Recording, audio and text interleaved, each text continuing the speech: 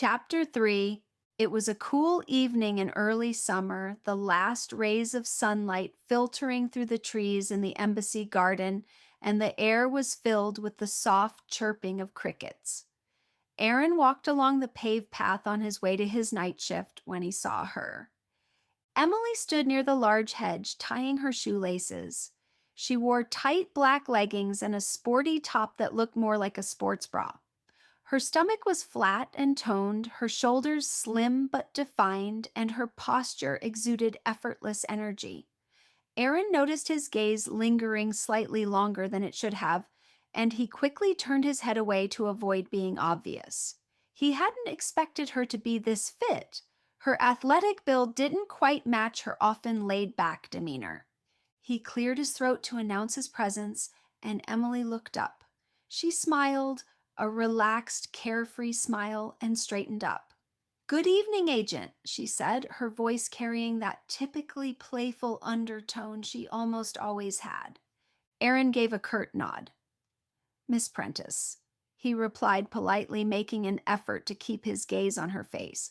"You're late for a run." Emily shrugged and brushed a loose strand of hair from her face. "Sometimes the fresh evening air is just what you need," she replied with a slight grin. "Besides, it's quieter. No prying eyes." Aaron felt his neck tense slightly. Was that a remark directed at him? She seemed to know exactly how to unsettle people. He changed the subject before she could push it further.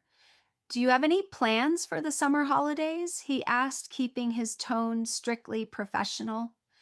Emily raised her eyebrows slightly as if the question surprised her. "Summer holidays," she repeated before smirking. "Agent, do you think I'm 12? I don't plan summer holidays anymore. I plan time slots." Aaron let out a quiet scoff. "All right. Do you have plans for your time slots?" He made an effort not to react to her ever calm, ever challenging tone. Emily thought for a moment, placing her hands on her hips, and her stance made Aaron briefly avert his gaze before refocusing on her eyes. "My father wants me to visit him," she finally said, almost casually. "England in the summer. Doesn't sound too bad, does it?" Aaron nodded slowly. "Sounds pleasant," he said neutrally, "and besides that, any other plans?" Emily just smiled, her gaze teasing. "Maybe, but I won't tell you. Where's the fun in that?" Aaron couldn't help but smirk. "As you wish, Miss Prentice. Just be careful on your run. It'll be dark soon." "I'll be fine," she replied lightly, lifting her arms to stretch. "I have an entire security team watching over me." She winked at him, stretching her arms to the left and right over her head. As Aaron observed Emily, he noticed two small but striking details he hadn't seen before. A thin, faded scar ran along her right upper arm, as if she had once suffered a deep injury there. Even more noticeable was the second scar, just above her left ribs, where her form-fitting sports top revealed a patch of skin. The scar was smaller but sharply defined. Aaron couldn't help but stare at the scars longer than he had intended.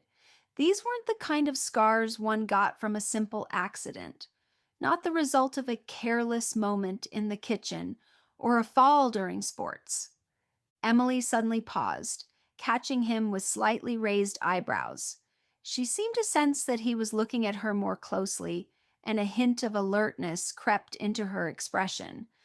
Aaron quickly tore his gaze away as if caught doing something he shouldn't. "Anything else you'd like to ask, Agent?" Her voice was lightly teasing, but there was something different in her tone, something cautious. Aaron quickly shook his head, forcing his expression to remain neutral. "Nothing, Miss Prentice," he replied calmly. Emily hesitated briefly, her eyes narrowing slightly, but then she smiled, relaxed and carefree. She turned away, ready to start her run, but Aaron's thoughts still lingered on what he had seen. He said nothing more, keeping his suspicions to himself. Aaron knew it was better to let the matter rest for now.